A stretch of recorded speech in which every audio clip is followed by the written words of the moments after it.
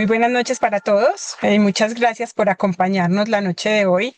Ayer pues tuvimos nuestra primera día de la Semana de la Enfermería y pues hoy continuamos y esperamos que tengamos tan buena asistencia y tan buena acogida como el día de hoy. Yo creo que no sé si empezamos para premiar a los puntuales o qué les parece. Sí, iniciamos Ya tenemos adelante, aquí a claro que sí. David, ¿cierto? Sí, David ya está. Señora, Perfecto. Listo, entonces tenemos a David. Bienvenido David y gracias por acompañarnos. mil gracias a ustedes por la Eh, invitación. David es enfermero de la Universidad Pontificia Bolivariana, especialista de cuidado crítico también de la Universidad Javeriana y magíster en cuidado crítico del adulto de la Universidad Pontificia Javeriana, especialista en gerencia de salud de la FUCS. Actualmente es el coordinador de enfermería del Hospital de la María y pues hoy nos va a acompañar con el tema sobre los pacientes críticos y lo que tiene que ver con los pacientes que tienen TBC en las unidades, pues que son pacientes, digamos, cada vez más frecuentes y que tienen unos cuidados bien especiales. David, bienvenido. Muy buenas tardes para todos. Infinitas gracias por la invitación.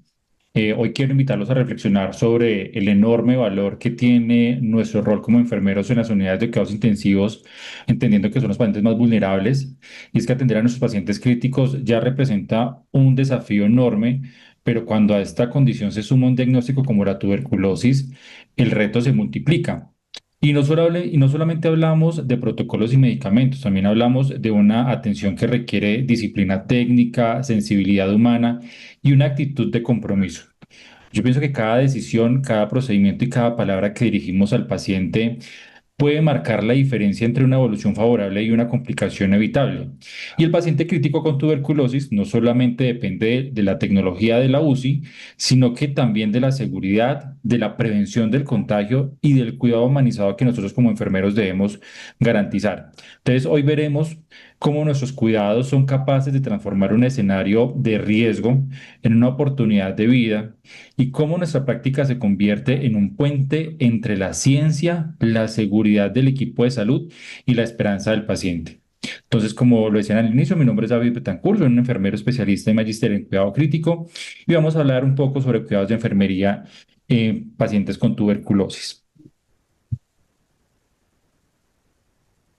Declaro que no tengo conflictos de intereses relacionados con la presentación y el objetivo de nuestro escenario es socializar los principales cuidados de enfermería en pacientes críticos con diagnóstico de tuberculosis con el fin de garantizar la seguridad del paciente, prevenir las complicaciones y proteger al equipo de salud frente al riesgo de transmisión. También vamos a ver algo sobre la descripción de las manifestaciones clínicas y retos en los pacientes, en el manejo de los pacientes críticos con TB. Vamos a identificar las medidas de bioseguridad y aislamiento necesarias en la atención de estos pacientes en UCI y vamos a explicar los cuidados de enfermería orientados a la monitorización, a la administración de medicamentos y a la prevención de complicaciones.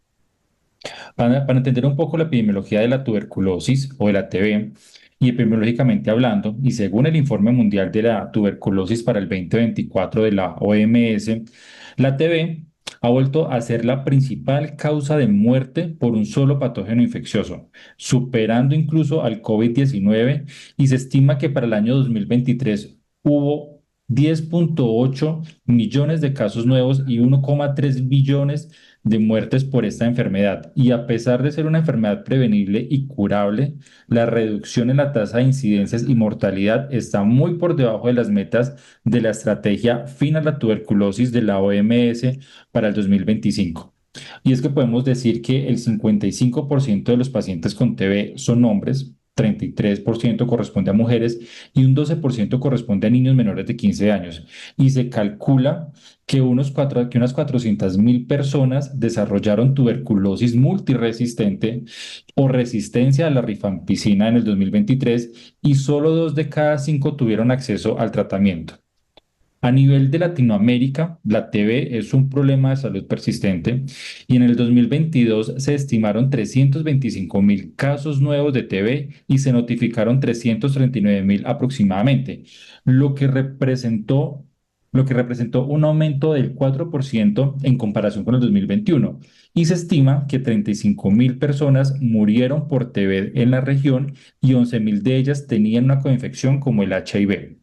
A nivel Colombia, la situación epidemiológica de la TB es preocupante, con un incremento sostenido en el número de casos, y es que en el 2024 se registraron 25.282 casos de tuberculosis, lo que representa un aumento aproximado del 25% comparado con los 20.206 reportados en el 2023.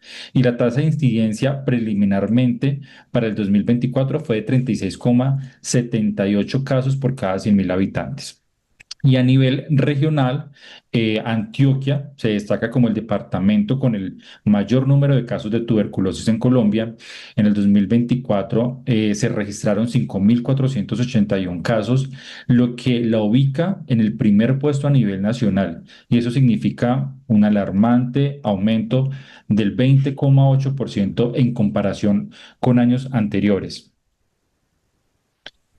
Vamos a hablar un poco sobre la fisiopatología y la transmisión. Entonces decimos que la TB es una enfermedad infecciosa causada por la bacteria del Mycobacterium tuberculosis. Su fisiología implica una compleja interacción entre el bacilo y el sistema inmunitario del huésped, lo que determina el curso de la enfermedad. Y es que podemos decir que con relación a la transmisión y a la fisiopatología, que la TB es principalmente aérea. Ocurre cuando una persona con tuberculosis pulmonar activa tose, estornuda, habla o canta, liberando microgotas que contienen bacilos.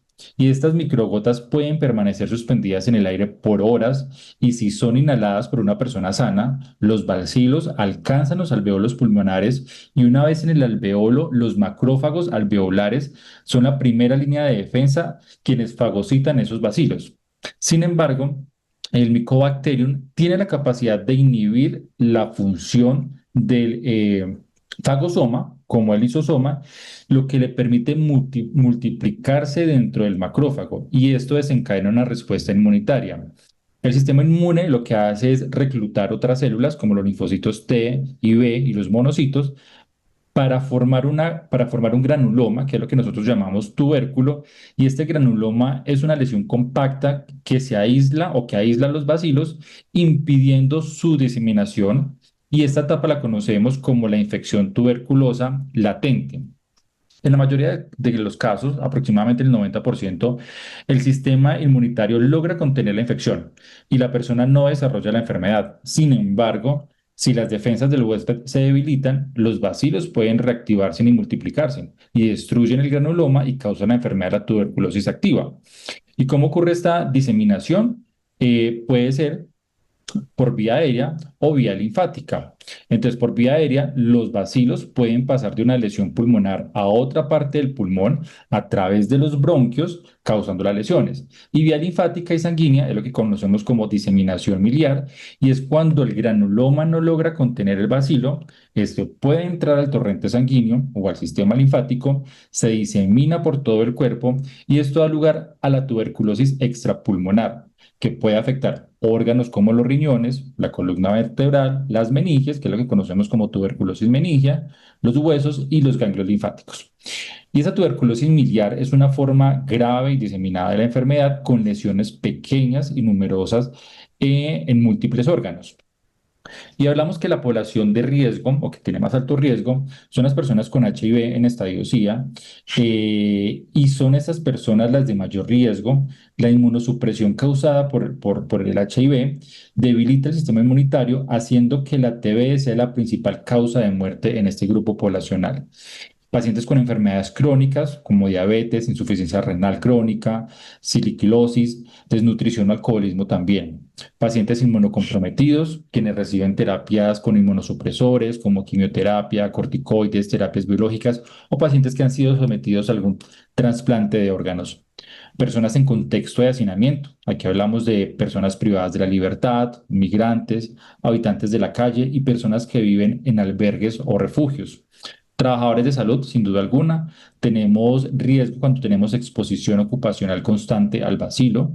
Y niños pequeños, menores de 5 años y adultos mayores, donde sus sistemas inmunitarios son menores eficientes, lo que los hacen más vulnerables. El diagnóstico de la TB es un proceso integral que combina la evaluación clínica, las pruebas de laboratorio, las pruebas de imágenes y, en algunos casos, procedimientos invasivos. Y el objetivo es determinar si las personas tienen una infección de TB latente o si la enfermedad realmente está activa. Entonces, se inicia con una evaluación inicial. El primer paso es evaluar una evaluación médica que incluya una anamnesis, una historia clínica del paciente, donde se indague sobre la presencia de síntomas como tos persistente por más de 15 días, fiebre, sudoraciones nocturnas, pérdida de peso o contacto con personas que hayan tenido TB o que tengan TB activa y factores de riesgo como HIV, diabetes o uso de medicamentos inmunosupresores. Y un examen físico que lo que busca son signos como crépitos en los pulmones, adenopatías, o sea, ganglios inflamados o signos de TB extrapulmonar. Para las pruebas y buscar la TB latente, podemos tener entonces a la mano la prueba cutánea de la tuberculina o la PPD que conocemos nosotros, que se inyecta una pequeña cantidad de derivado proteico purificado en el antebrazo, se evalúa la reacción a las 48 o 72 horas. Un resultado positivo indica una respuesta inmune al bacilo, sin embargo, puede dar falsos positivos en personas que hayan sido sometidas a la vacuna de la TBC, de la BCG, discúlpenme. Y la prueba de liberación de interferón gamma o el IgRA, que son análisis de sangre que miden la respuesta inmune al antígeno específico de la tuberculosis. Y los más comunes son el cuantiferón TB. Y la ventaja de este examen o del IgRA es que no se ven afectados por la vacuna previa de la BCG y tienen mayor especificidad. Si estas pruebas anteriores son positivas o hay una alta sospecha clínica, se procede a confirmar la presencia de la enfermedad activa. Y esto lo podemos hacer a través de varios métodos. Uno de ellos es imágenes, un rayos X de tórax, que es una herramienta básica y clave y que puede mostrar hallazgos característicos de TB pulmonar activa, como infiltrados, cavitaciones. Las cavitaciones, recuerden que son lesiones huecas en los lóbulos superiores, o un patrón miliar, que son lesiones pequeñas y dispersas en ambos pulmones. Y el examen de esputo o baciloscopia y cultivo. Entonces conocemos la baciloscopia, que se hace a través de la tinción de Zinilsen, que es una prueba rápida que examina una muestra de esputo al microscopio para buscar bacilos ácido alcohol resistentes. Y un resultado positivo sugiere fuertemente, obviamente, la presencia de tuberculosis, pero la sensibilidad puede ser baja, especialmente en pacientes con pocos bacilos. Y sin duda alguna, el cultivo de esputo es el gold estándar o el estándar de oro para el diagnóstico de la TB. La muestra de esputo se siembra en medios de cultivo para que la bacteria crezca. Esto puede tardar varios días, incluso varias semanas, pero es la prueba más sensible y permite identificar la especie de micobacteria y realizar pruebas de sensibilidad a los medicamentos. Tenemos otras pruebas más especializadas, como las pruebas moleculares rápidas. Estas pruebas son sin duda alguna una revolución en el diagnóstico de la TB, ya que proporcionan unos resultados rápidos y precisos. Entre ellos tenemos el GeneXpert o el Expert MTB, que esta prueba es una prueba molecular que detecta el ADN del Mycobacterium tuberculosis y simultáneamente la resistencia al fármaco más importante, que es la rifampicina.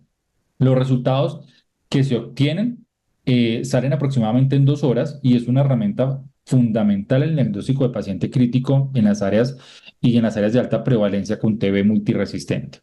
También tenemos la prueba de sonda lineal, que son ensayos moleculares que detectan la presencia del bacilo y los genes de resistencia a fármacos de primera y segunda línea y son útiles para guiar el tratamiento adecuado y de manera oportuna.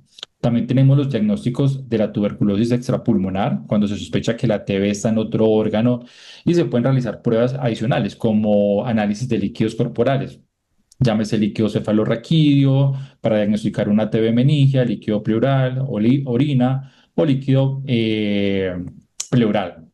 También tenemos la biopsia, es donde se extrae una muestra de tejido de órganos afectados, ya sea ganglios linfáticos, hígado, médula ósea, y se manda para su análisis histológico y biológico.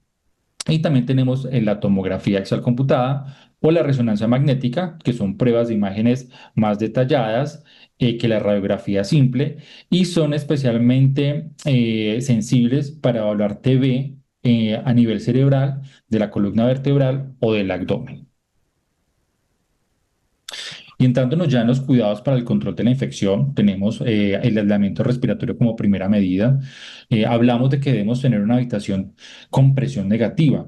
El objetivo de tener una habitación con presión negativa es que el aire circule desde el pasillo hasta el interior de la habitación, impidiendo que el aire potencialmente contaminado al interior se escape y cuando la puerta se abra, el aire del exterior entre y no salga.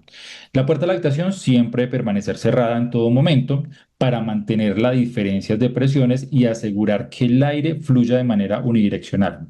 Estas habitaciones están diseñadas para tener un alto número de recambios de aire por hora, generalmente entre 12 o más recambios hacen, lo que ayuda a diluir la concentración de partículas infecciosas en el aire del cubículo o de la sala o de la unidad. También tenemos que tener los elementos de protección personal. Toda persona, personal de la salud y visitante que entra a la habitación debe usar el tapabocas de alta eficiencia o N95, higiene de manos. Como regla de oro, se deben seguir los protocolos estandarizados por la OMS en su estrategia multimodal de higiene de manos antes y después del contacto con el paciente y su entorno. El traslado de los pacientes se debe limitar al mínimo indispensable. Si es necesario, el paciente debe llevar un tapabocas quirúrgico bien ajustado durante su traslado. Los equipos de uso exclusivo, por ejemplo, los fonendoscopios deben ser de uso exclusivo para ese paciente y mantenerse dentro del cubículo o la habitación para evitar la diseminación de la bacteria. Y sin duda alguna, que es un rol de enfermería, es la educación al paciente de la familia. Es vital educar al paciente sobre la importancia de cubrirse la nariz y la boca al toser o estornudar y a la familia sobre el protocolo de aislamiento y la importancia de no suspender el tratamiento una vez el paciente haya sido dado de alta de la unidad. Dentro de los macros y micros, entonces tenemos la monitorización macrohemodinámica. Este tipo de monitoría se enfoca en los parámetros globales que reflejan la función del corazón y el sistema vascular a gran escala. Su objetivo es asegurar que la presión de perfusión y el gasto cardíaco sean suficientes para distribuir el oxígeno a los tejidos. Entonces aquí tenemos las variables básicas como signos vitales, frecuencia cardíaca, entonces, en busca de taquicardia, que puede ser un signo de hipovolemia, choque, fiebre o una respuesta sistemática a la infección en ese paciente. Tenemos la presión arterial, entonces la presencia de hipotensión es un indicador eh, tardío de shock. Se puede medir de forma no invasiva o se puede medir de forma invasiva a través de un catéter intraarterial.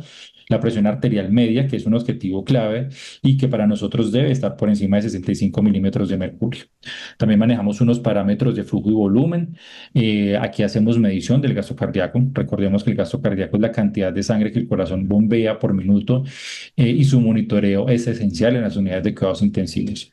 Esto lo hacemos a través de un catéter de arteria pulmonar o Swan-Ganz, que es el método invasivo que mide el gasto cardíaco, mide las presiones de llenado como la precarga y las resistencias vasculares, y aunque su uso, digamos que se ha disminuido y no se le atribuye tanto a pacientes respiratorios, sigue siendo una herramienta de referencia y fundamental.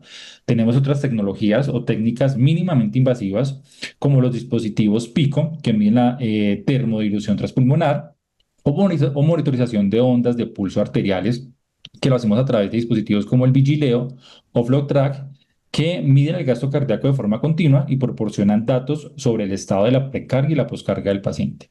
Y tenemos tecnología no invasiva que utiliza el contorno de onda de pulso del ECG, del oxímetro de pulso y la presión arterial no invasiva. Conocemos una muy reciente que es el ACCO, que hace una medición del gasto cardíaco de manera no invasiva en el paciente. También tenemos que hacer evaluación de la precarga. Esta evaluación de la precarga la hacemos a través de las presiones venosas, de la presión venosa central o PVC. Eh, Entendemos que un valor por debajo de 12 puede indicar hipovolemia, pero no es un predictor fiable de respuesta a fluidos. Para eso tenemos entonces la BPP o variabilidad de presión de pulso y el volumen sistólico, que son indicadores dinámicos que predicen la respuesta del paciente a la administración de líquidos. Y si el paciente es respondedor a volumen, esta BPP y este indicador y este volumen sistólico muy seguramente deben reducirse tras la infusión de los cristalotes.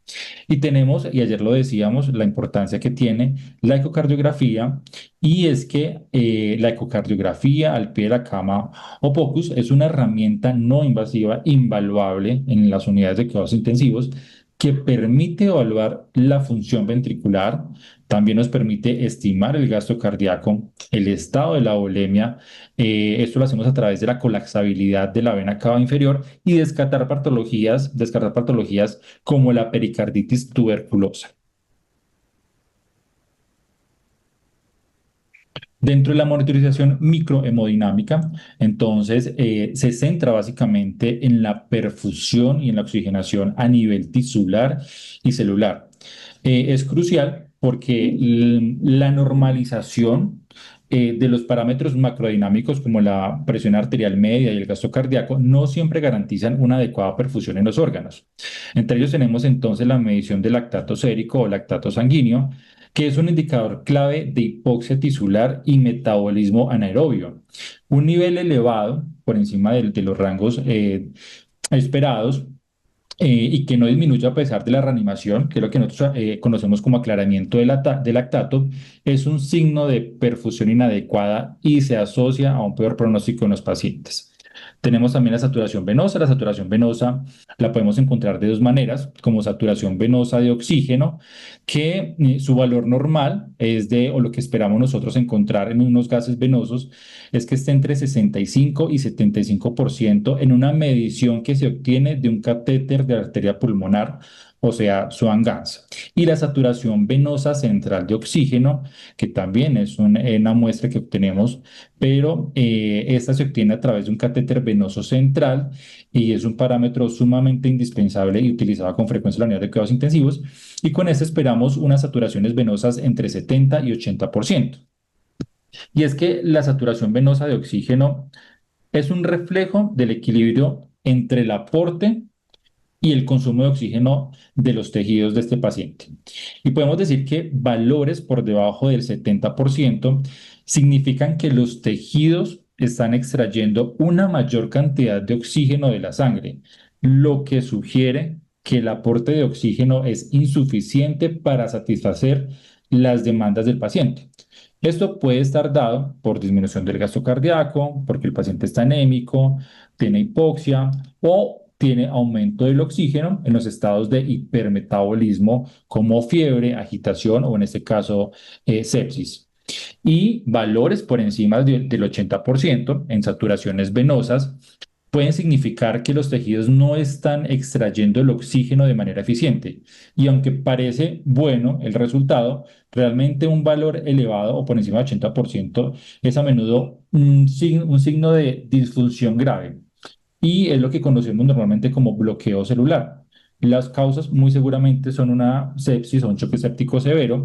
En algunos casos el flujo de sangre es desviado, que es lo que conocemos nosotros como el CHUM, y no llega a los tejidos o las células pierden la capacidad de utilizar el oxígeno.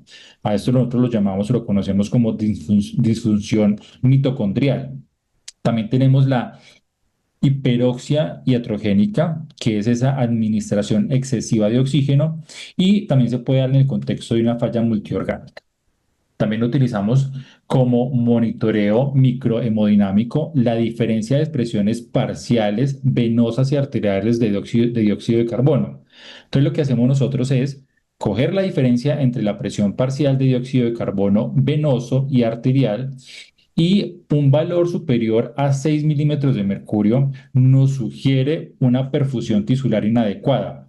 Esto puede ocurrir cuando el flujo sanguíneo es demasiado lento para eliminar el CO2 producido por el metabolismo celular, lo que puede provocar su acumulación en los tejidos y en la sangre venosa. Y es un signo claro de hipoperfusión, incluso cuando el gasto cardíaco y la presión arterial media se puedan ver normales. Y este hallazgo, sin duda alguna, es un indicador de la necesidad de optimizar la reanimación en ese paciente. Tenemos otros signos clínicos de perfusión periférica que todos los hemos aprendido, y es el medir el tiempo de llenado capilar, y se evalúa al presionar el lecho ungueal y sabemos que un tiempo prolongado o superior a 2 segundos sugiere una perfusión periférica deficiente. También debemos valorar el moteado de la piel, la aparición de un patrón reticulado en la piel de los pacientes, específicamente en las rodillas, ustedes lo pueden ver, indica una vasoconstricción periférica y severa y un signo de choque avanzado.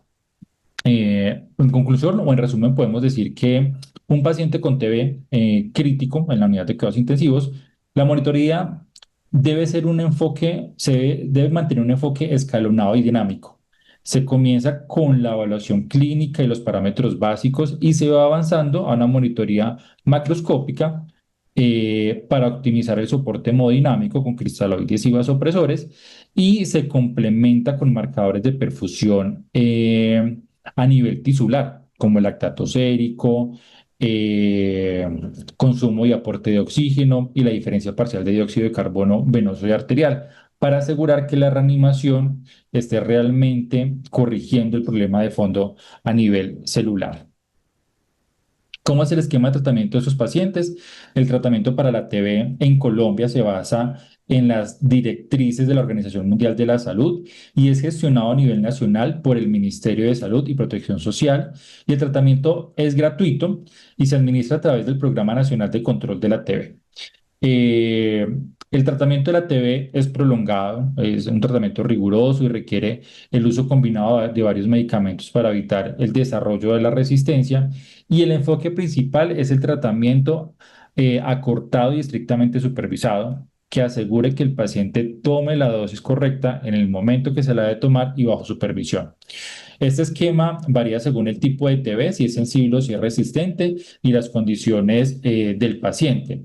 Pero básicamente tenemos entonces para la TB pulmonar sensible a fármacos un esquema estandarizado para la mayoría de casos nuevos, y se divide en dos fases. Una fase intensa, que es de 2 meses. El paciente recibe una combinación de 4 medicamentos en una sola tableta. Es una dosis fija combinada para facilitar el cumplimiento. Esos medicamentos es la isoniazida, la rifapicina, la piramicida y el etembutol. Y en una fase de continuación, que dura 4 meses, donde la dosis se reduce solamente a 2 medicamentos, que es la isoniazida y la rifampicina. Y la duración total del tratamiento es de 6 meses. Eso en el caso de pacientes que no sean multidrogorresistentes. Cuando tenemos una TB multidrogorresistente, que es una forma de la enfermedad en la que por lo menos se hace resistencia a dos de los medicamentos principales, que es la isoniazida y la rifampicina, el tratamiento se hace mucho más complejo y más largo, incluso alcanza a durar hasta 18 a 24 meses, y se utilizan otro tipo de fármacos de segunda línea que son un poco más costosos, menos eficientes y con efectos secundarios. Y el esquema es ajustado de acuerdo a la sensibilidad del paciente, y eso puede incluir medicamentos endovenosos como amikacina y otros medicamentos orales como levofloxacina. ¿Qué monitoreo debemos tener en cuenta o especial cuidado en relación a la administración del medicamento? En niños es importante saber que la dosis se ajusta al peso. Cuando tenemos una coinfección como HIV, se utiliza el mismo esquema, pero no se administra el medicamento en el mismo horario que los antirretrovirales. Cuando tenemos una TB resistente, debemos buscar un esquema adicional con medicamentos de segunda línea, pensando en una duración de 18 a 24 meses, diferente al esquema inicial, que son 6 meses. La administración en unidad de cuidados intensivos debe hacerse por sonda nasogástrica u orogástrica, en ayuno previo de 2 horas y posterior de 2 horas en estos pacientes.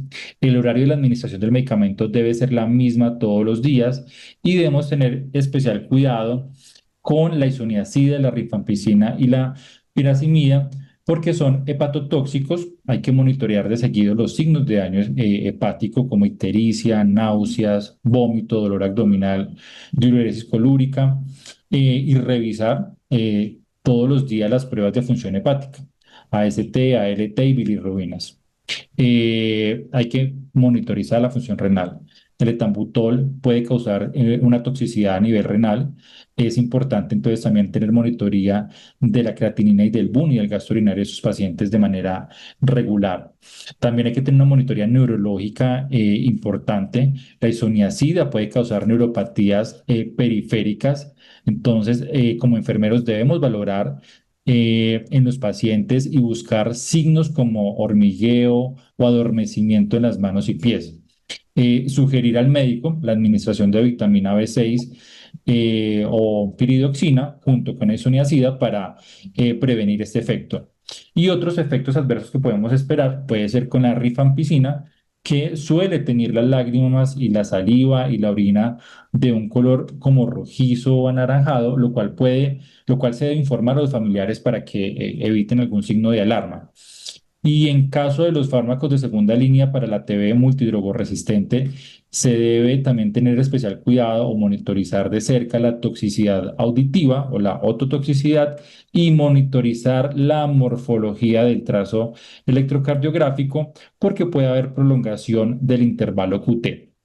En Colombia, la tarjeta de TB, que es la que ven a mano derecha, también llamada tarjeta de control o tarjeta de tratamiento de tuberculosis, es el formato oficial que se utiliza para el seguimiento individual del paciente dentro del Programa Nacional de Control de Tuberculosis y es responsabilidad del enfermero profesional diligenciarla y tenerla actualizada. Esta tarjeta cumple doble función, que es el control individual del paciente y es la fuente para la vigilancia epidemiológica. Y recuerden que es un evento de notificación obligatoria ante el CIVIGILA. Algunas estrategias de ventilación o soporte ventilatorio. Entonces, pensamos o consideramos la ventilación mecánica no invasiva cuando la insuficiencia respiratoria de esos pacientes o la hipoxia es leve o moderada.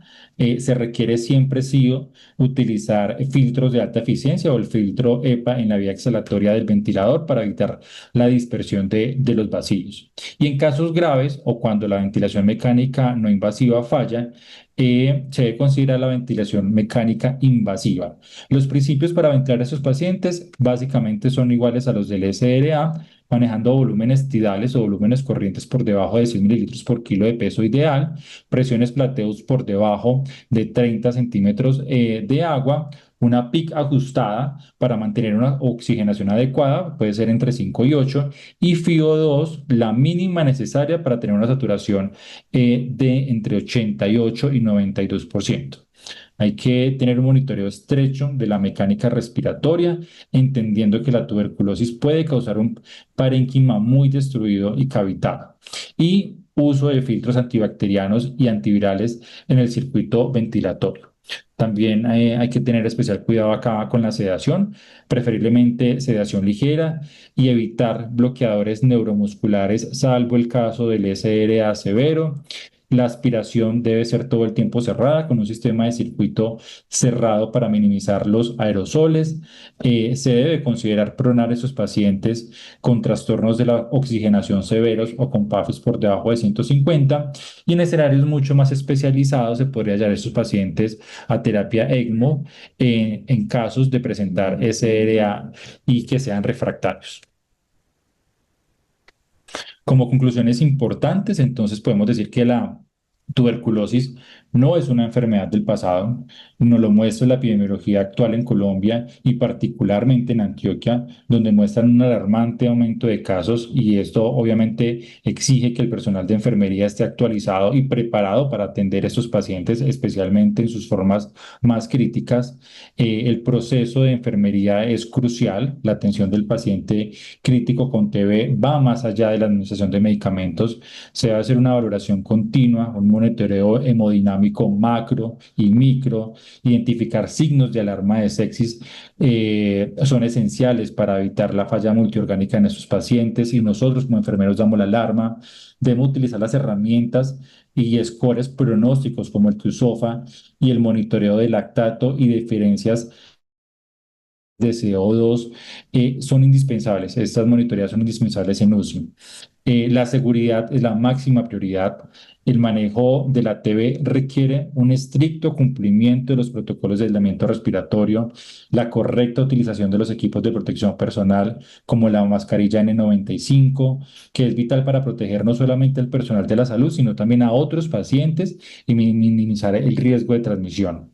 La adherencia al tratamiento es un esfuerzo de equipo. Sabemos que enfermería está apoderado de la educación hacia los pacientes y la familia, y es que el enfermero juega un rol crucial en la administración de los medicamentos antituberculosos, el monitoreo de los efectos adversos como hepatotoxicidad, neuropatías, y la suspensión del tratamiento son la clave para evitar la resistencia a los medicamentos y asegurar la recuperación de los pacientes. Si tienen alguna duda o quieren ampliar información, lo pueden consultar en la resolución 227 del 2020, en la que se dictan todas o se adoptan los lineamientos técnicos y operativos del Programa Nacional de Prevención y Control de Tuberculosis. Y muchísimas gracias, eso era todo, espero les haya gustado.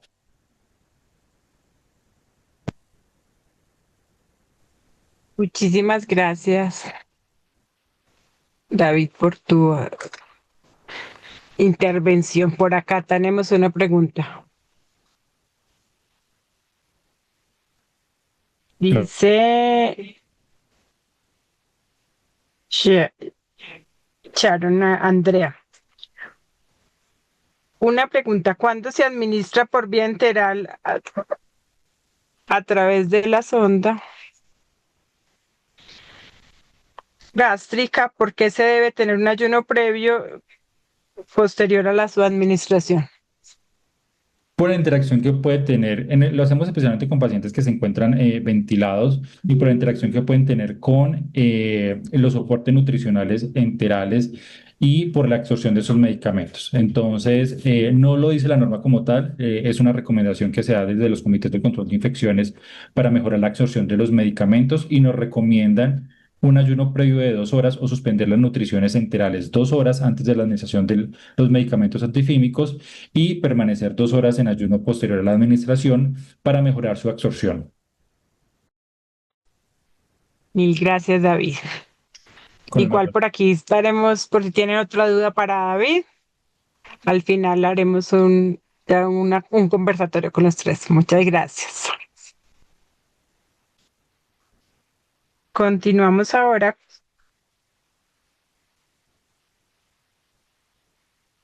conversando sobre el manejo de electrolitos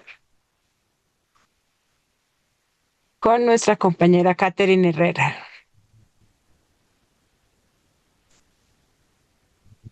Catherine, bienvenida. Gracias, buenas noches. Catherine es enfermera especialista en cuidado crítico,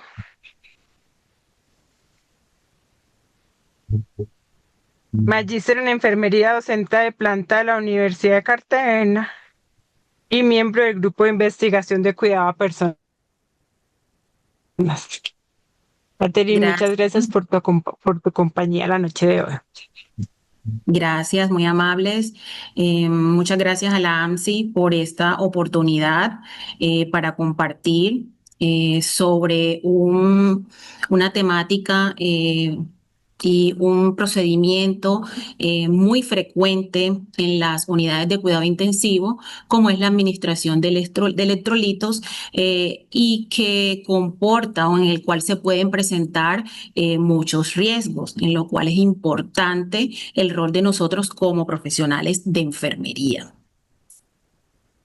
Iniciando con un contexto, recordar la importancia que tiene la homeostasis en todos los procesos del organismo, en todos los procesos energéticos. Con relación a los órganos, el principal órgano encargado del equilibrio hidroelectrolítico es el riñón. Y pues vamos comprendiendo cómo las alteraciones de este órgano pueden generar ciertos desequilibrios en los cuales se va a requerir la administración de electrolitos. Con relación a los trastornos del sodio, son los más frecuentes en el área hospitalaria, específicamente en cuidado intensivo. Es más frecuente la hiponatremia, seguido de las alteraciones del potasio. Y con relación a los trastornos del calcio, una de las principales causas son las oncológicas y las tumorales. Son trastornos en los cuales es importante un tratamiento efectivo, un tratamiento precoz para evitar complicaciones, y nuestro rol como enfermeros es bastante esencial.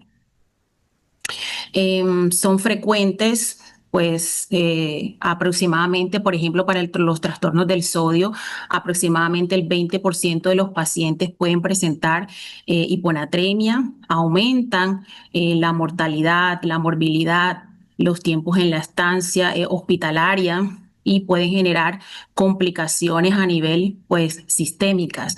Es importante implementar protocolos, una práctica estandarizada que disminuya la variabilidad en esta tensión, y es en la cual se reportan, pues, la mayoría de los errores, para poder tener esos desenlaces beneficiosos tanto para el paciente, la familia y, en términos generales, el equipo de salud y la institución.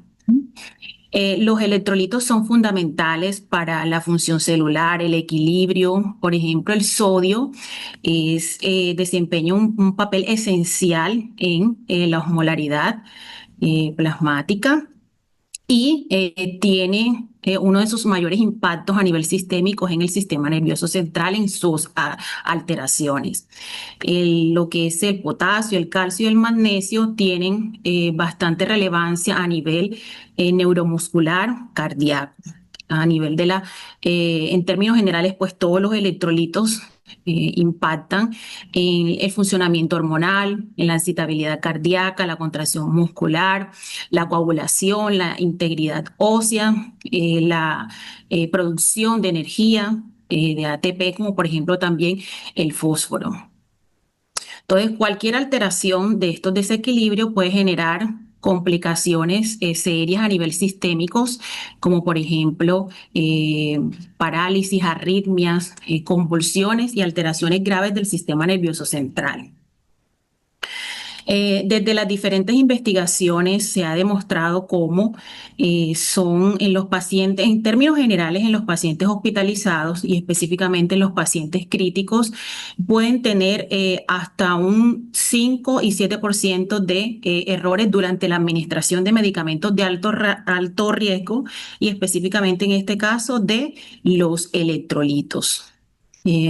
Los pacientes en cuidado crítico durante su estancia hospitalaria por día en promedio pueden tener de 1 a 2 errores en esta administración, y se documenta que pueden tener errores relacionados a esta administración graves durante toda su estancia. Dentro de los errores en los cuales podemos intervenir y tener ese rol integrador y de liderazgo, están documentados los errores relacionados con la dosificación, el tipo de solución y también la velocidad de infusión de esos electrolitos. Entonces, nosotros como profesionales de enfermería, toda vez que tenemos ese espacio y mayor tiempo a la cabecera del paciente, tenemos un rol integrador de liderazgo en el equipo interdisciplinario, y esa capacidad de monitoreo y de control estricto tanto de nosotros como del equipo interdisciplinario. Un poco de algunos fundamentos para comprender pues, el manejo de estas alteraciones. Recordar que todas las alteraciones que se den entre los distintos espacios, ya sea el espacio extracelular o el intracelular, cualquier desbalance entre estos espacios va a generar salida o entrada masiva de electrolitos. Esto es importante comprenderlo porque para la corrección de estas alteraciones o de estos trastornos se pueden generar ciertos desequilibrios con la corrección masiva en el espacio intravascular. Las principales alteraciones que se presentan en la práctica clínica con relación a los trastornos electrolíticos tenemos las alteraciones del sodio, del potasio, la del magnesio, que podemos ver en la práctica que generalmente cuando hay una alteración del potasio también hay alteraciones en el magnesio, también el calcio y el fósforo, muy importante. Recordar, pues, como para comprender cuando una solución es hipertónica, es hipotónica, tener esa referencia de la osmolaridad normal entre 280 y 295 miliosmoles y que esta representa el número de partículas osmóticamente activas de una solución. Entonces, entre más hiperosmolar sea una solución, mayor arrastre de solutos va a tener pues, hacia ella. Todo el movimiento que tengan estos solutos y es lo que conocemos como las fuerzas de Starling. Como les mencionaba inicialmente, cualquier desbalance en estas fuerzas es lo que puede generar un paso de líquidos a un lado y otro lado de la membrana.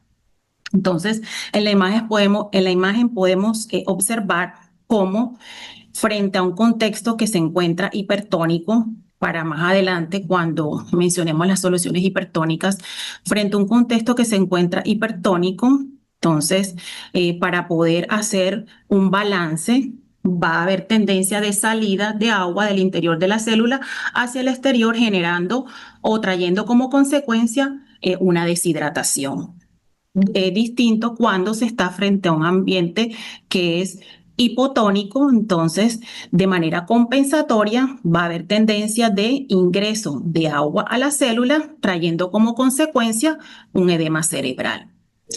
Otro de los aspectos importantes en el equilibrio electrolítico e hídrico son las intervenciones de las proteínas de la albúmina, permitiendo que el agua y los líquidos estén pues al interior del espacio intravascular y evitando la salida de el líquido y el agua. Entonces, las proteínas generan ese arrastre hacia sí mismas de los líquidos, evitando la extravasación. Además de lo mencionado, hay otros órganos y hormonas que impactan en el equilibrio hidroelectrolítico, como por ejemplo la hormona antidiurética, como lo observan aquí, de manera compensatoria en situaciones en donde hay un déficit de agua. De manera compensatoria, lo que va a hacer el organismo es una conservación de ese agua y trayendo como consecuencia oliguria. Por el contrario, cuando hay un exceso de agua en el organismo, lo que se va a producir es una excreción de agua para poder compensar esta situación. Entonces, vemos cómo cualquier alteración de aquí de la secreción de ella o lesiones cerebrales pueden impactar en el funcionamiento de esta hormona y por tanto generar trastornos electrolíticos. También la aldosterona, con su funcionamiento de retención de sodio y eliminación de potasio, tiene un impacto en el equilibrio electrolítico. Otras hormonas como la paratormona, que es una hormona que es hipercalcemiante, antagónica a la calcitonina. Dentro de los órganos y sistemas mencionados, también tenemos el sistema gastrointestinal, las pérdidas insensibles que tenemos documentadas y son frecuentes, aunque no son perceptibles, pero están muy presentes en nuestros pacientes críticos. Entonces, para comprender el tratamiento y el manejo de estas alteraciones electrolíticas, es muy importante tener claridad que todo lo que afecte la cantidad de soluto en cada uno de estos espacios puede generar un desbalance. Por lo tanto, cuando hay una solución que tenga la osmolaridad muy alta en el espacio intravascular, entonces, de manera compensatoria de la célula va a salir agua hacia ese espacio y viceversa. En nuestros pacientes en cuidados intensivos, además de todas las susceptibilidades que tienen, sabemos toda la parte cuando tienen fiebre, el sudor, entonces se pueden generar esas pérdidas insensibles que puede ser entre 0.5 y 1 cc kilo hora. Además de lo mencionado, pues los pacientes críticos tienen unas susceptibilidades de trastornos electrolíticos por los cuales puede ser frecuente la administración de estas infusiones.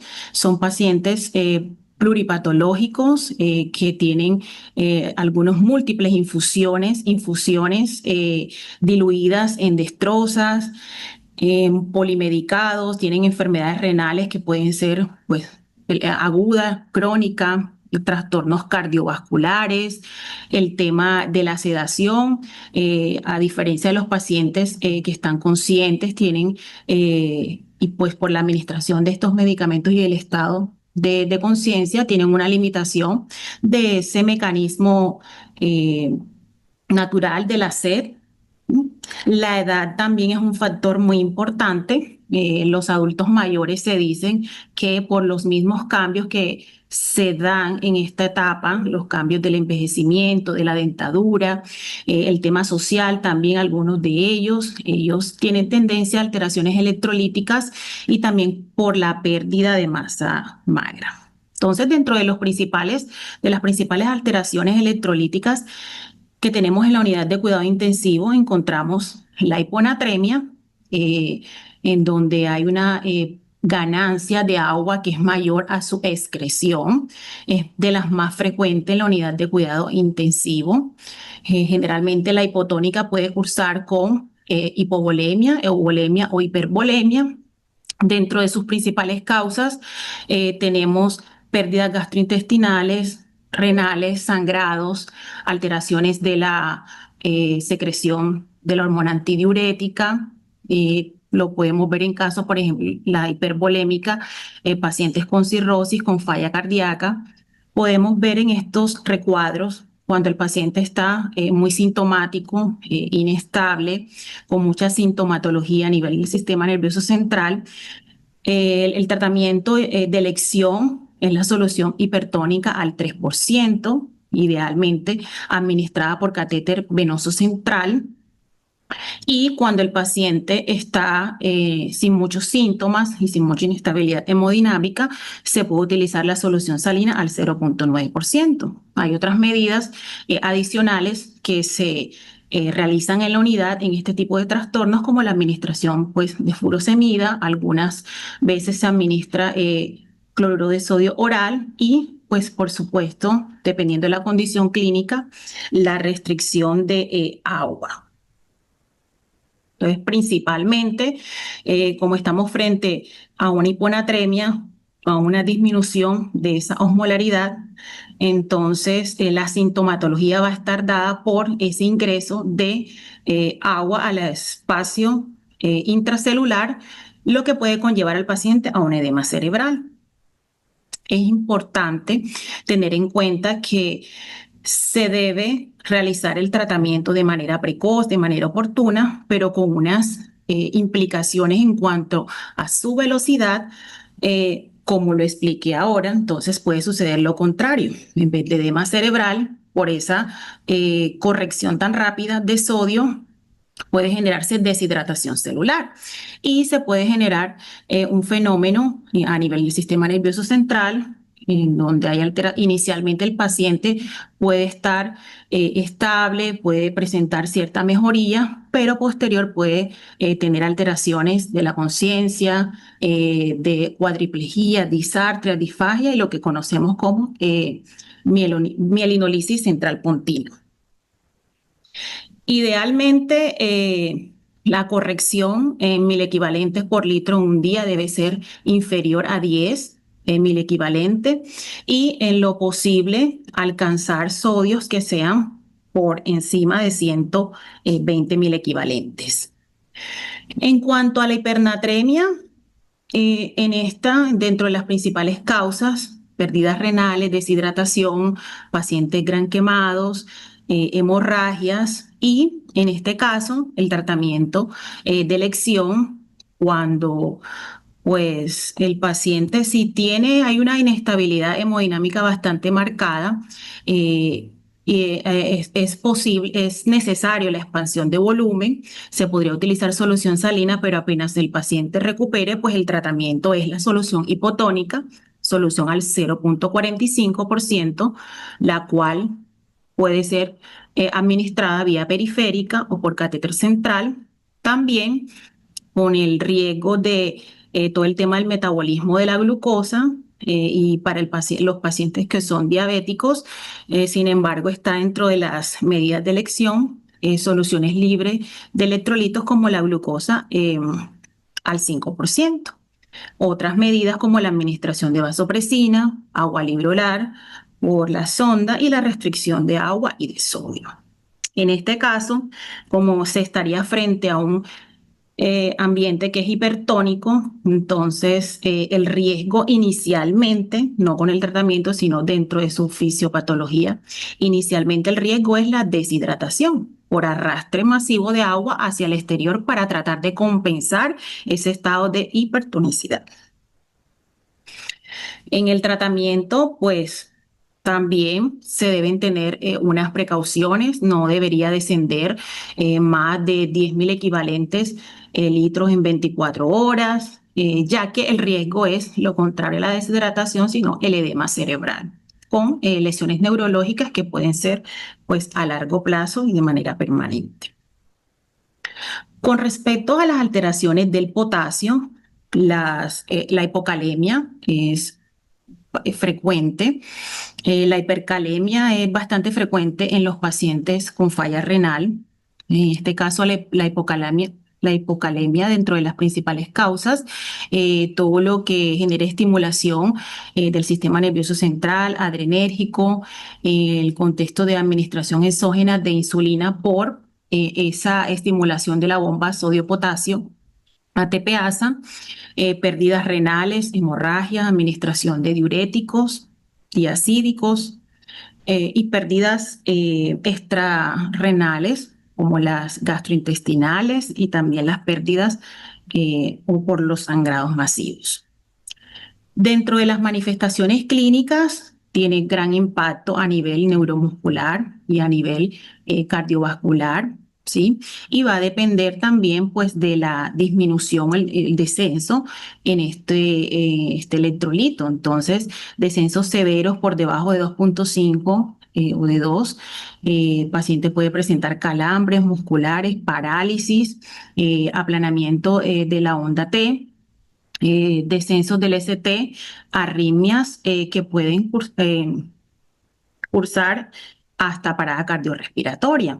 También disminución de esa motilidad gastrointestinal. El paciente puede cursar con hilio paralítico, diarrea, distensión abdominal.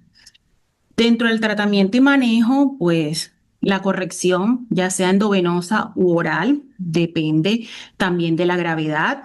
En hipocalemias que son leves y si el paciente tiene una tolerancia a la vía oral, se le puede administrar el gluconato de potasio, importante que sea para mayor tolerancia porque puede producir vómitos, esa sensación de náuseas, entonces preferiblemente con las comidas o con los alimentos. Y se recomienda valorar cómo está la concentración de magnesio para concomitantemente también reponer las concentraciones de magnesio si están pues bajas. El cloruro de potasio endovenoso es de todos los electrolitos, es uno de los que con todos hay que tener un extremo cuidado, mucha precaución. Sin embargo, y pues lo vamos a ver más adelante en los cuidados de enfermería, se tiene que tener mucha precaución con el rótulo, la marcación diferenciadora, tanto de la bomba, de la preparación. Todos los electrolitos, pues en general, su etiqueta de no bolos, de diluido, pues lo vamos a ver más adelante porque aplica pues para todos.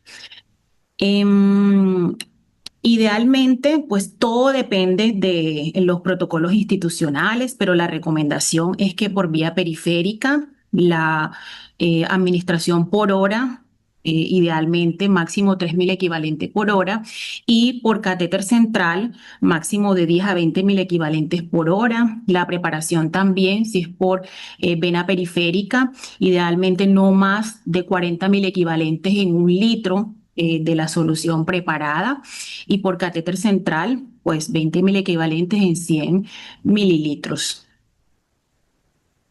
Para el caso de los trastornos del calcio, la hipocalcemia es uno de los más frecuentes, puede cursar también con alteraciones neuromusculares, parestesias, llegando a la tetania, y signos clásicos de estas fasciculaciones a nivel facial y también de el carpo, como por ejemplo con la insuflación del tensiómetro, y el signo de Cheboste cuando se estimula los músculos faciales. Dentro del tratamiento, si el paciente no está muy sintomático o muy inestable, se podrían utilizar pues la medicación oral, pero si está muy sintomático, el gluconato de calcio endovenoso, de acuerdo a los protocolos institucionales, 1 gramo diluido hasta 100 mililitros de solución salina.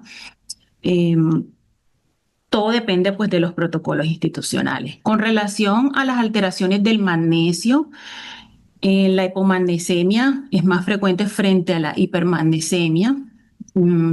Dentro de sus principales causas y factores predisponentes también diarreas, pérdidas gastrointestinales, administración de algunos medicamentos como diuréticos, diabetes, malnutrición, y conviene medir este electrolito y administrarlo concomitantemente con el potasio.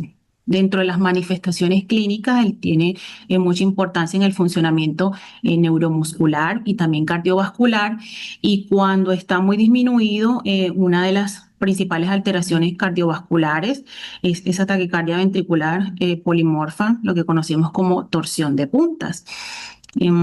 Dependiendo pues del protocolo institucional, la dilución de la ampolla de 2 gramos en 100 mililitros, o dependiendo de la causa o la indicación, sabemos que también se encuentra pues la infusión en mayor concentración y mayor volumen de líquidos.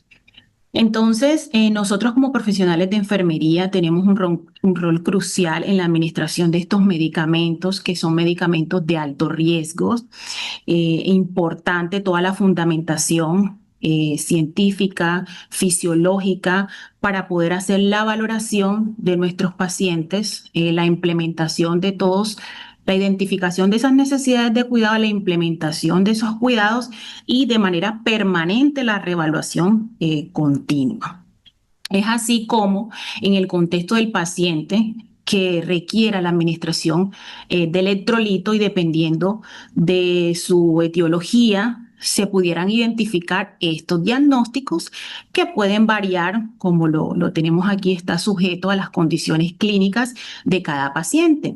Pero de acuerdo a este sencillo recorrido, podemos identificar cómo el paciente puede tener un riesgo de la alteración cardiovascular o de su función cardiovascular, con una afectación a nivel del sistema nervioso central. El paciente podría cursar con confusión aguda, con riesgo de presión arterial desequilibrada, perfusión periférica cerebral cardiovascular ineficaz, riesgo de disminución del gasto cardíaco, riesgo de shock, ingesta nutricionales inadecuada, riesgo de desregulación o de los electrolitos y también del volumen de líquido, alteración o pudiera tener afectación del patrón respiratorio, con alteración del intercambio gaseoso y también de la ventilación espontánea, entre otros que se puedan identificar de acuerdo a la condición clínica. Importante tener en cuenta que los electrolitos son medicamentos de alto riesgo y con eso abordamos o están dentro de la meta número 3 internacional de seguridad del paciente. A propósito, hoy, Día Mundial de la Seguridad del Paciente, y es mejorar la seguridad de los medicamentos de alto riesgo, en consonancia con todas las medidas que de la OMS se han emprendido para disminuir los riesgos en la administración general de medicamentos, pero específicamente medicamentos de alto riesgo como son los electrolitos.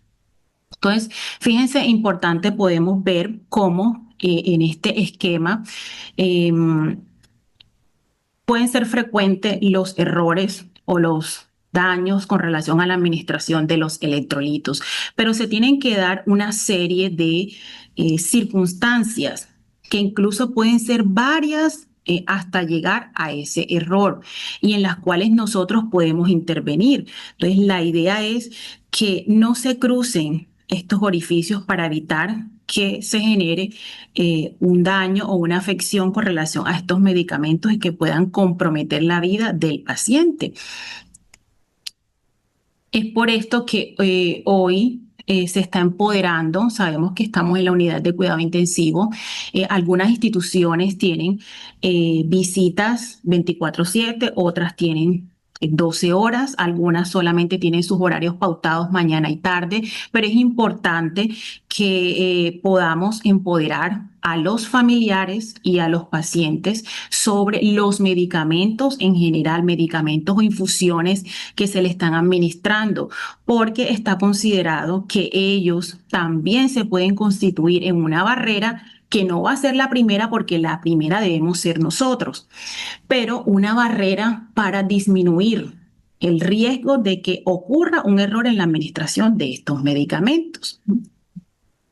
Dentro de todo el proceso que se da para la administración de estos electrolitos, se considera que, por ejemplo, durante la prescripción y la administración, en donde está reportado en la mayoría de los errores o los incidentes, y es donde debemos tener un rol protagónico para la prevención.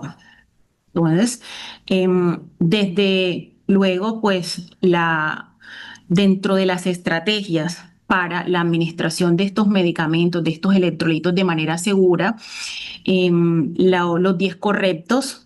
Es responsabilidad del profesional de enfermería la administración de estos medicamentos de alto riesgo y más en el contexto de unidades de alta complejidad y dimensionalidad como las UCI. Entonces, hay instituciones que tienen los 5 correctos, los 10 correctos, otras tienen más.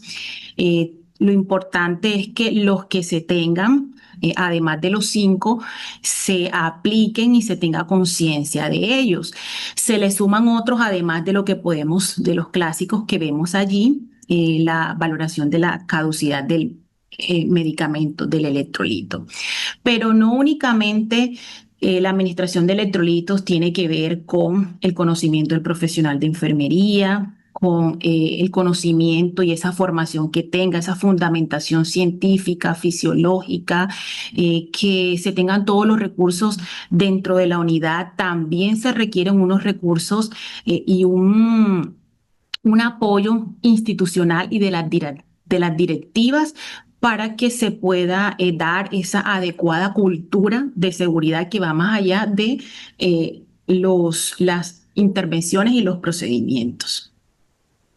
Desde las diferentes intervenciones y las estrategias que se han dado en el reciente consenso de los no hacer en cuidado intensivo, destaco para la temática de hoy las recomendaciones del Comité de Enfermería Crítica. Fíjense cómo la primera es no omitir los correctos durante la administración de medicamentos. Todos son pues muy esenciales para el cuidado en general y además destaco no subestimar la importancia de la valoración directa de enfermería, la monitorización e importante las rondas de enfermería.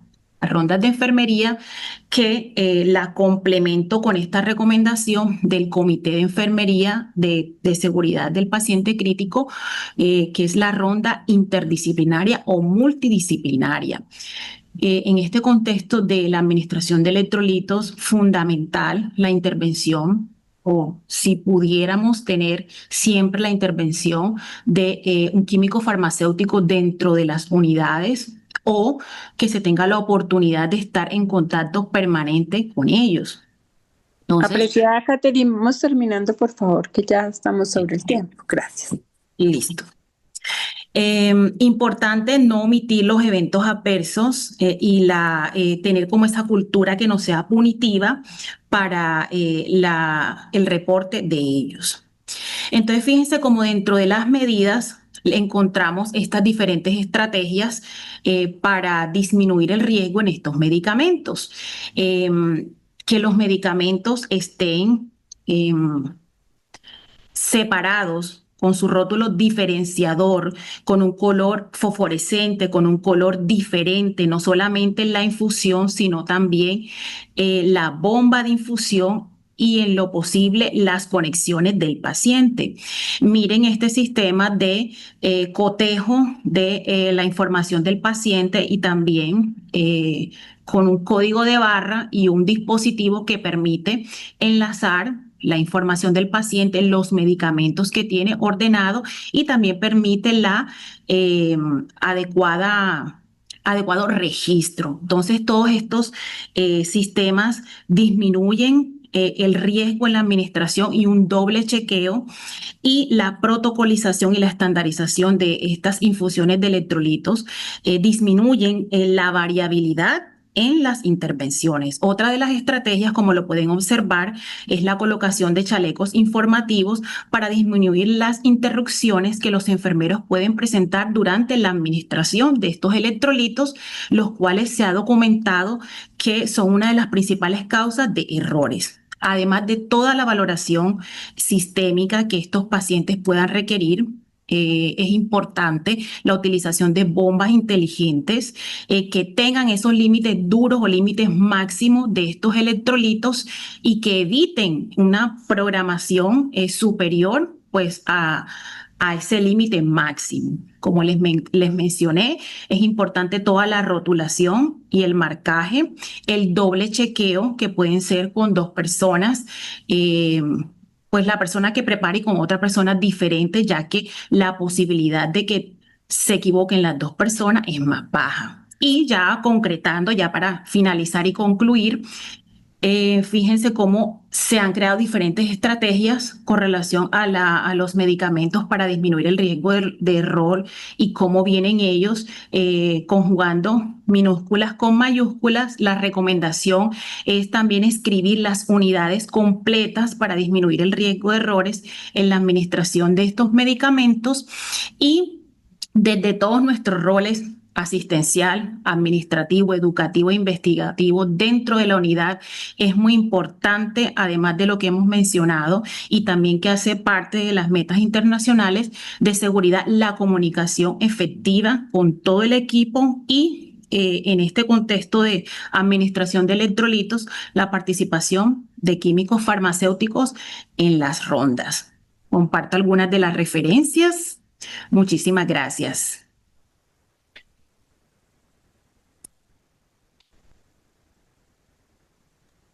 Muchas gracias, Catherine, por tu aporte y pues muy a propósito del Día de la Seguridad del Paciente, creo que un tema que es bien importante en la seguridad del paciente y que todos los días lo afrontamos en las unidades de cuidado intensivo. Vamos a continuar con nuestra invitada, la tercera invitada de la noche. Vamos a hablar con Sandra. Sandra, ella es enfermera especialista en el área de cuidado intensivo pediátrico, jefe del área de unidades pediátricas de la Fundación Santa Fe de Bogotá, y pues la noche del día de hoy nos va a hablar sobre código sepsis en pediatría y pues una vez más pensando que hoy estamos, digamos, conmemorando la seguridad del paciente y también es muy especialmente la parte de los niños, pues Sandra, bienvenida para cerrar esta noche y te escuchamos. Gracias Hola, por buenas estar aquí. noches a todos. ¿Ya logran ver mi presentación? Sí, te vemos súper bien. Listo, bueno, muchas gracias por la invitación. Vengo a compartirles nuestra experiencia acerca de la implementación del código sepsis en pediatría. Cabe anotar, este es el índice que vamos a desarrollar. Cabe anotar que el código sepsis se viene manejando a nivel de la población adulta hace ya un tiempo con muy buenos resultados y este año la institución quisimos apostarle a hacer esta implementación del código sepsis en la población pediátrica, teniendo en cuenta que la sepsis es un enemigo silencioso para la población pediátrica. Desafortunadamente, todavía a nivel Colombia y Latinoamérica, la cantidad de niños que mueren por un diagnóstico tardío de sepsis es muy alta. Recordar que la sepsis y el choque séptico son de las causas más importantes de mortalidad a nivel Latinoamérica. Para el 2017 se estima que más de 20 millones de casos de sepsis en niños se presentaron en menores de 5 años y cerca de 5 millones entre los 5 y 19 años, que dio como resultado más o menos 3,5 millones de muertes, que es un número todavía muy alto para nuestra población pediátrica. Los niños representan casi la mitad de los casos de sepsis a nivel mundial y un tercio de las muertes se presentan en regiones como África, América del Sur y el subcontinente indio. Si nos damos cuenta, pues son lugares donde los recursos son limitados, el acceso a salud es muy difícil para ciertos grupos poblacionales y esto aumenta el riesgo para nuestra población pediátrica específicamente. Las tasas de letalidad varían entre el 3 al 5% en niños previamente sanos y estas aumentan considerablemente si son niños que han tenido alguna comorbilidad específica, prematurez, asfixias perinatales, algún tipo de enfermedad previa. Aumentan entre un 25 y un 50% su probabilidad de mortalidad cuando tienen alguna infección. Y más aún si son infecciones intrahospitalarias o tienen un acceso a salud muy bajo. Entonces, la sepsis se caracteriza por una disfunción orgánica potencialmente mortal que es silenciosa en los niños y sigue siendo un desafío para los pacientes pediátricos dado por el amplio rango que manejamos, desde el mes de edad hasta los 17 años. En los más pequeños aún es más difícil el hacer el diagnóstico dado que no, el niño no nos da la información verbal, sino que es ese análisis y esa evaluación clínica que nosotros como profesionales de la salud debemos hacer. Es crucial identificar de forma oportuna para mejorar los desenlaces y reducir la mortalidad de nuestra población. Y hay que tener en cuenta que la mayor proporción de las muertes se atribuyen a sepsis y al shock séptico por infecciones respiratorias y infecciones gastrointestinales. Es importante saber que la población pediátrica ha aportado un gran número de muertes en menores de 5 años y en especial está asociado a la desnutrición que pueden llegar a presentar los niños, dado por el escaso acceso que se puede llegar a tener a agua potable y a alimentos de buena calidad para ellos. Cuando empezamos a generar el código sepsis, se hizo un grupo interdisciplinario y nosotros lo que buscamos es mejorar la oportunidad en la atención.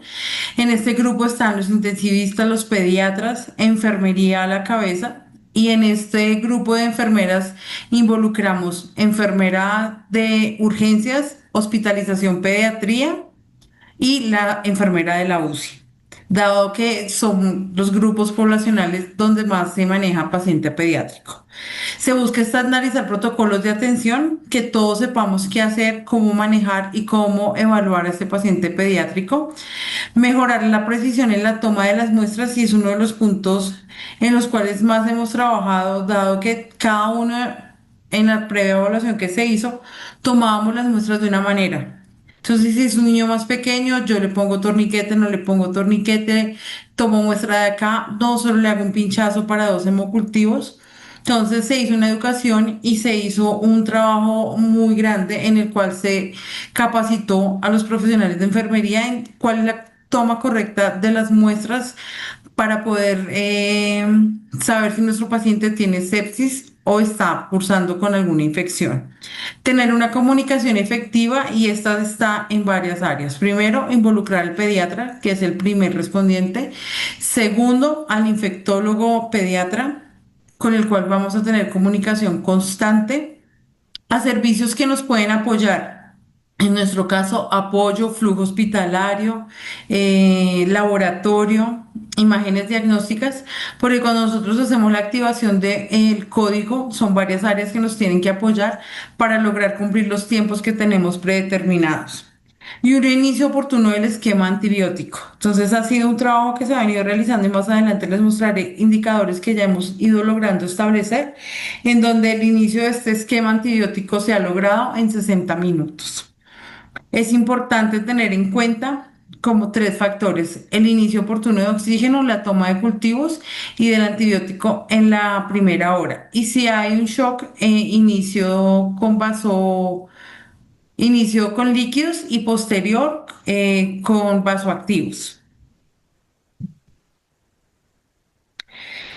Entendimiento del código sepsis. Entonces aquí es muy importante entender que el código sepsis tiene unas siglas que es el TIME, en donde nos habla de la temperatura, entender esa temperatura y hacer una toma adecuada, determinar la presencia o los signos de infección que pueden llegar a tener los pacientes.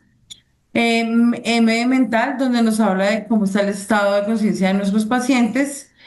Y la E de extremadamente enfermo nos habla de alguna molestia, dolores o sensaciones que puede llegar a tener nuestro paciente. Es importante hacer una valoración y detectar tempranamente estos signos de nuestros pacientes, porque involucramos urgencias de la primera puerta de entrada a las instituciones de salud.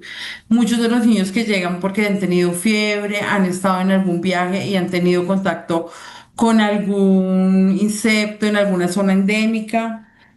Así que entrenar a las enfermeras de pediatría en la respuesta, en el entendimiento y en la valoración adecuada para saber si ese niño puede llegar a tener sepsis o alguna infección es crucial.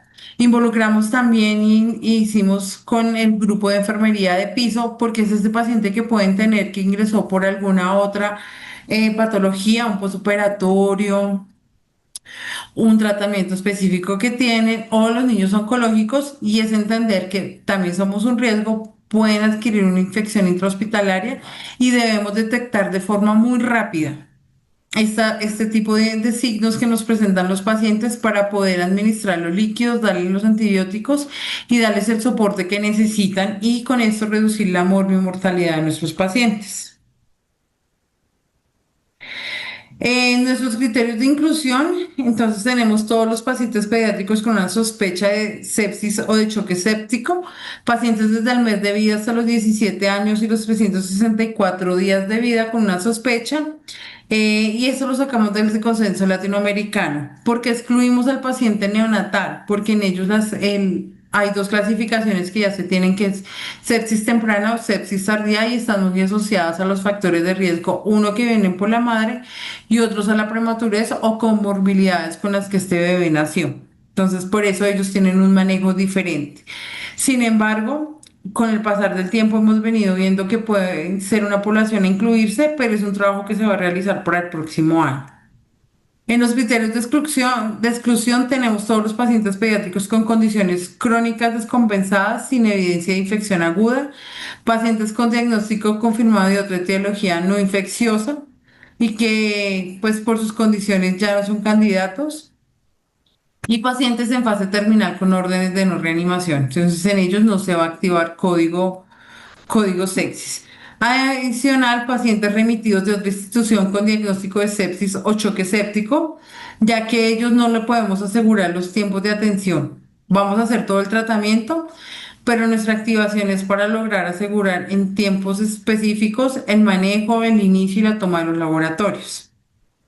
¿Quién activa el código? Entonces, esto nosotros hicimos una discusión para saber quién iba a ser el responsable en cada una de las áreas, entendiendo la dinámica de los servicios. Urgencias tiene una dinámica muy diferente, el volumen de pacientes, el ir y venir. Eso implica que el grupo interdisciplinario sea el que haga la activación. Así que la enfermera que hace el triage, ella aplica las escalas, mira la especificidad, lo pasa al área de reanima y allí es el pediatra quien hace la valoración y hace la activación. Sin embargo, en los servicios de hospitalización que definimos, es la enfermera, es la primera respondiente, la que siempre está ahí al lado del paciente. Ella dará la activación al numeral. Y en las unidades de cuidado intensivo, la activación también la está haciendo el profesional de enfermería, que es quien reconoce tempranamente. Y esa activación es llamar, en el caso de los pisos, al pediatra y al infectólogo y al flujo hospitalario para activar los grupos que nos van a ayudar en el traslado de las muestras. Y en el caso de la UCI, pues tenemos al lado al intensivista pediatra y ahí hacemos toda la coordinación con los servicios de asistentes que nos ayudan con estos otros llamados. ¿Cómo participa enfermería? Entonces, como les decía, es el primer eslabón de reconocimiento y es la primera en informar los síntomas sugestivos del proceso infeccioso. Nosotros tenemos tablas diseñadas en donde hemos educado en los signos y los rangos en los cuales se pueden manejar los signos vitales de nuestra población pediátrica, teniendo en cuenta todos los grupos etarios y las diferentes condiciones que pueden llegar a tener. Entonces, basado en esto, se hace la alerta cuando hay hipotensión, taquicardia, hay palidez, piel fría, piel moteada, temperaturas, ya sean mayores a 38,2, pero también hemos encontrado que la hipotermia es un predictor de sepsis. Identificación de antecedentes microbiológicos, patológicos o por comorbilidades de base y la aplicación de la alerta temprana con la escala EVAT. Cabe aclarar que esta escala solo se aplica en urgencias y en los servicios de hospitalización para hacer la valoración de los pacientes. Esto nos permite una detección temprana y un inicio del manejo de forma oportuna. La detección temprana, ¿a qué nos lleva? Entonces, las guías de detección nos hablan de la importancia de hacer una anamnesis completa de nuestros pacientes, de valorar en el triángulo de la aproximación que se tiene en pediatría, entonces la respiración, la circulación y la apariencia de nuestros pacientes y hacer una exploración clínica adecuada. Esta en una primera instancia la hace enfermería en la valoración que se hace en la transferencia de cuidado y posterior se hace con los médicos en las revistas que tenemos tanto en las unidades de cuidado intensivo como en los otros dos servicios también se hace revista. Y es una revista interdisciplinaria en la que todos hacemos una valoración del paciente, evaluamos las factores de riesgo que tiene y adicional involucramos a la familia. Si es un paciente grande que su estado de conciencia se lo permite, también lo involucramos en donde preguntamos cómo se siente, qué ha venido, si ha notado algún cambio y demás. Y la opinión de los padres para nosotros es primordial. ¿Quién mejor que los papás para conocer si su hijo lo ven bien, no lo ven tan bien, lo ven diferente? Eso es un concepto que tenemos muy en cuenta nosotros a nivel institucional con la población pediátrica. Entonces, como les hablaba, nosotros adaptamos la escala EVAT hace aproximadamente año y medio. Antes teníamos la PIUS, sin embargo, por una recomendación de JCI, hicimos el cambio y se empezó a hacer la valoración de la escala EVAT. Es mucho más sencilla. Tiene 5 componentes principales. Está el comportamiento neurológico, cardiovascular, respiratorio. Y hay 2 puntos que no se tenían en cuenta antes con la PIUS, pero que aquí sí son importantes. Y es entender esa preocupación de enfermería. Eso de que uno valora al paciente y hay momentos en que dice, no, no me gusta, hay algo en él como que no está del todo bien, no me gusta, algo no va bien. Es un punto. Y adicional la preocupación de la familia, ese decir de la familia de ayer estaba así, hoy ya lo veo diferente, le ha cambiado el color, el ánimo, el apetito y demás. Es una opinión que para la EVA sí es muy importante y nos ha venido teniendo resultados. Entonces, se hace la aplicación de la escala EVA en urgencias, en los pacientes que tienen factores de riesgo en el momento del triage y en los servicios de hospitalización por turno. Entonces tenemos este algoritmo en donde, según la clasificación en la que quede la puntuación, se van tomando ciertas medidas y se van alertando los interconsultantes que se lleguen a requerir para mitigar el deterioro de nuestros pacientes pediátricos en los otros servicios. No la aplicamos en la unidad de cuidado intensivo porque pues ya los pacientes llegan porque han tenido algún deterioro en los servicios o llegan directamente remitidos.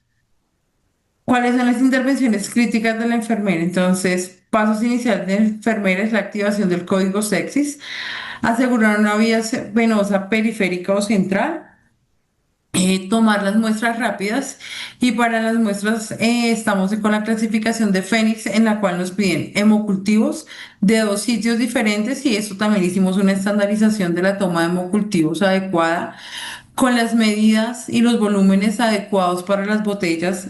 Para nuestro caso institucional ya tenemos unas botellas específicas. ¿Cuál es el volumen mínimo que yo le debo inocular a estas para que la muestra sea significativa y yo pueda tener un resultado adecuado? Y ahí sí incluimos a la población neonatal hasta los adultos.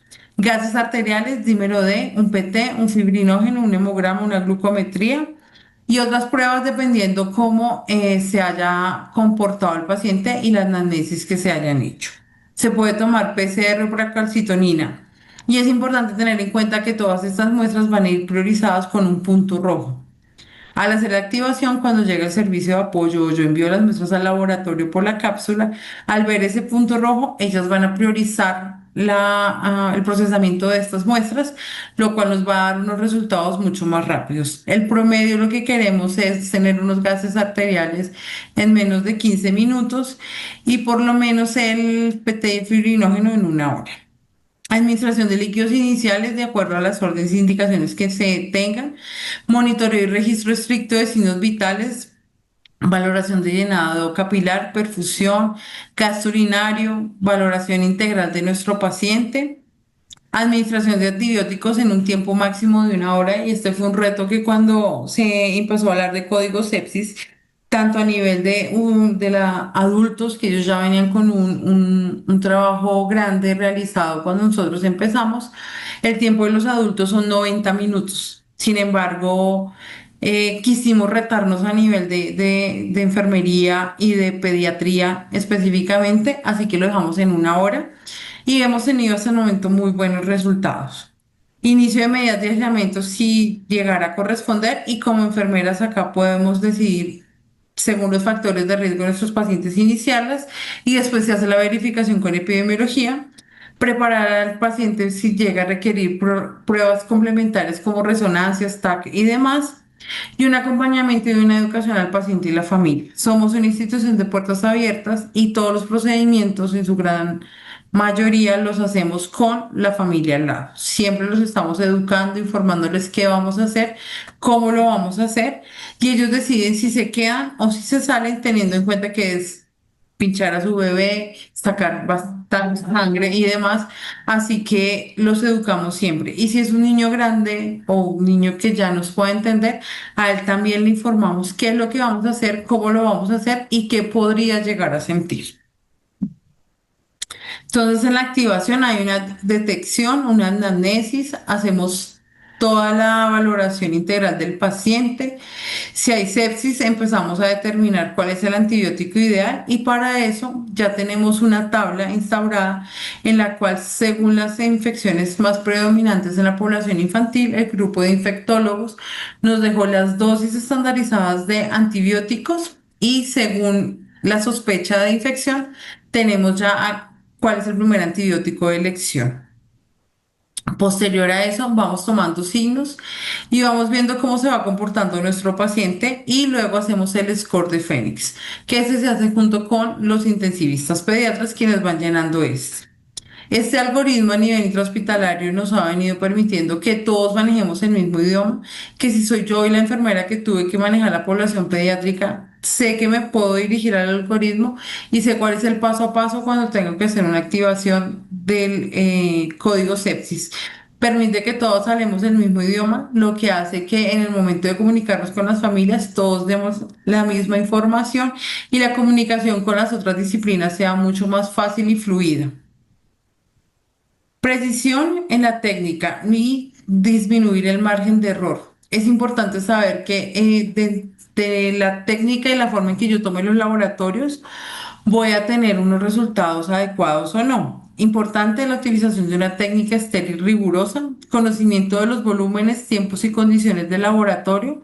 Cada institución maneja diferentes frascos, tubos y demás. Es importante que enfermería sepa cuánto es el mínimo que puede mandar, si debe, cuántas veces debe mezclarlo y demás, porque estas muestras, disculpen, deben ser tomadas de forma rápida, pero también es importante saber que deben ser tomadas con la mejor calidad posible, porque de esos resultados dependen el manejo que yo le voy a dar a mis pacientes. Una comunicación efectiva con el equipo para evitar repeticiones y errores. Y un procedimiento preciso para evitar la progresión del shock séptico y mejorar el pronóstico en menos de 6 horas es nuestro reto.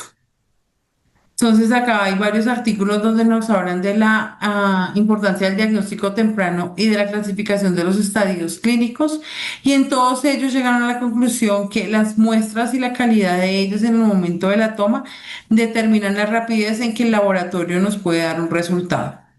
Entonces, cada vez hemos ido mejorando en la técnica, dónde pinchar, cómo tomarlo si son de un catéter, cuánto es lo mínimo que debo tomar, cuál es el mezclado ideal que le debo hacer, debo no colocar o no colocar torniquetes según la muestra.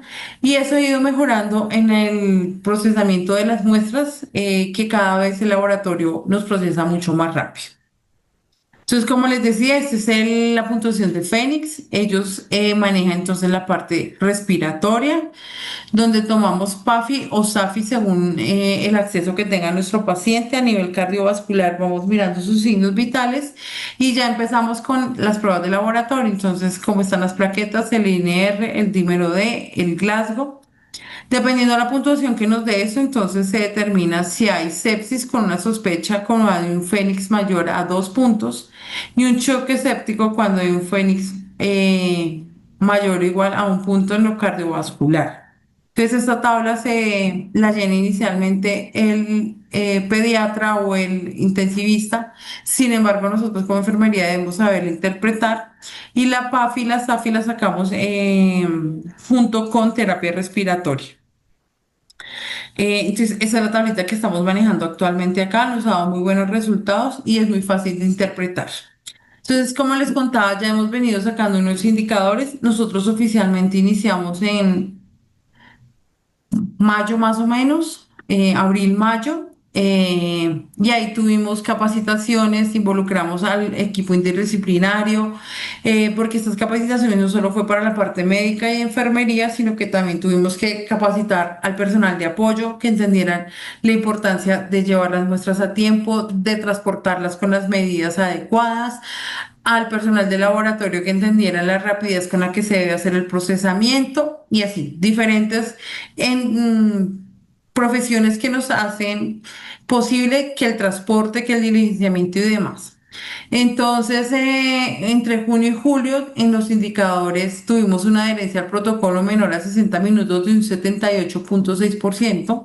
En ese momento se hizo una evaluación y se revisó, bueno, qué fue lo que pasó, dónde tenemos la oportunidad de mejora y qué debemos hacer.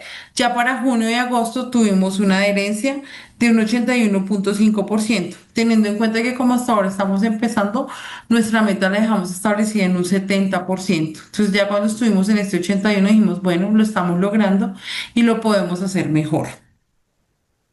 Proporción de pacientes que cumplen con la adherencia al protocolo y en esto se incluye administración del antibiótico, interpretación del lactato y la toma de los hemocultivos en menos de 60 minutos. Entonces, en cuanto a los laboratorios, tuvimos para el mes de junio a julio una adherencia del 79%, agosto 72%, en la toma de los hemocultivos hemos venido mejorando en un 83% y la administración del antibiótico en la primera hora en un 89% ya para julio y agosto, entendiendo cuáles son los servicios que más códigos activan y cuál es su comportamiento. Para lo cual, entonces, revisamos cuál es el servicio que más código sepsis puede llegar a activar y es el servicio de urgencias. Entonces, haciendo la correlación, pues urgencias ha venido desarrollando un trabajo bastante grande en donde sus enfermeras y su grupo interdisciplinario ha venido desarrollando una agilidad para la toma de estas muestras, teniendo en cuenta el flujo que tiene urgencias. Hemos tenido bastantes días en donde se pasa emergencia funcional por el gran número de pacientes, pero ellos han activado hasta el mes de julio y agosto un 78% de todos los códigos sepsis y en correlación a la administración del antibiótico pues han tenido un muy buen desenlace, teniendo en cuenta que urgencias es un servicio de flujo constante. Entonces, han venido trabajando y los resultados han sido adecuados. Urgencias ha venido con una activación en promedio del 20 al 17% y la UCI pediátrica solo hemos tenido en el último de julio a agosto, el 6% hemos activado. Sandra, vamos terminando porque estamos ya sobre el tiempo. Listo, uso de medidas farmacológicas, entonces hemos usado cristaloides, no hemos tenido la necesidad de vasoactivos e hidrocortisona y eso es un buen promedio porque al hacerlo prontamente con los cristaloides podemos superar esta parte del shock.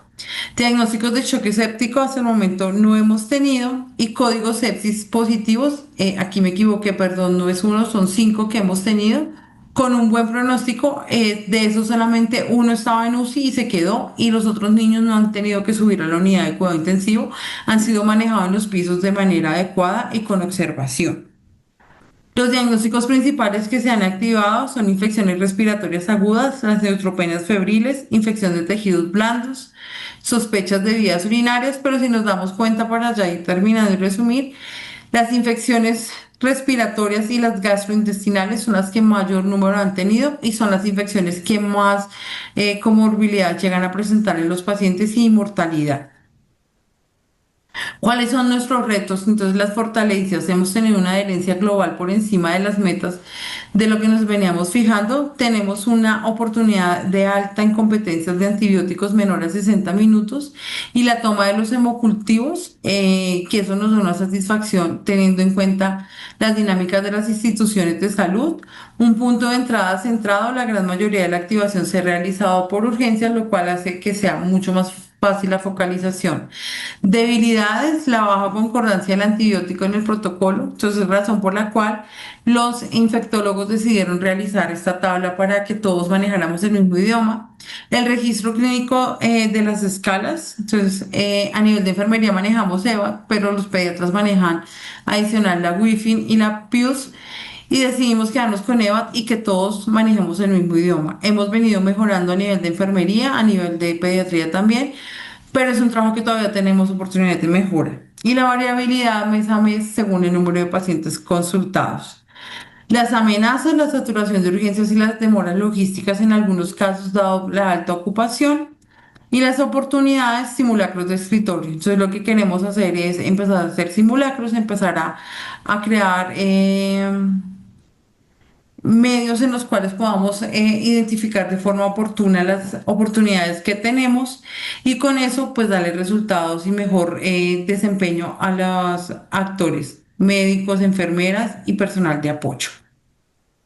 Como conclusiones, es importante destacar que el trabajo interdisciplinario hace que este tipo de códigos y este tipo de acciones que se toman para disminuir la mortalidad infantil son primordiales. La comunicación que hay entre todo el equipo hace que los resultados y el manejo adecuado de los pacientes se dé. El liderazgo de enfermería en el proceso es vital.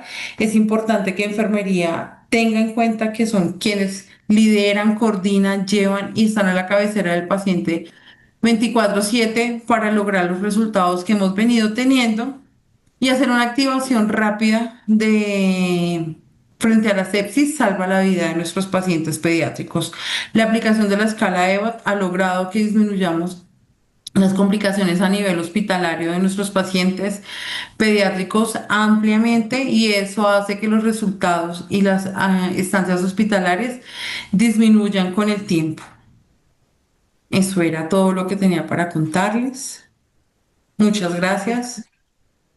Muchas gracias a ti por la presentación y bueno, yo creo que ha sido un encuentro con temas bien interesantes, muy acorde a lo que ha sido también hoy lo de seguridad del paciente, la actuación y yo creo que rescatar y un objetivo de hacer estos encuentros académicos y en la visibilización del trabajo y del trabajo de enfermería, ¿cierto? Y de que podamos hacer un grupo cada vez más fuerte, académico en la parte de enfermería crítica.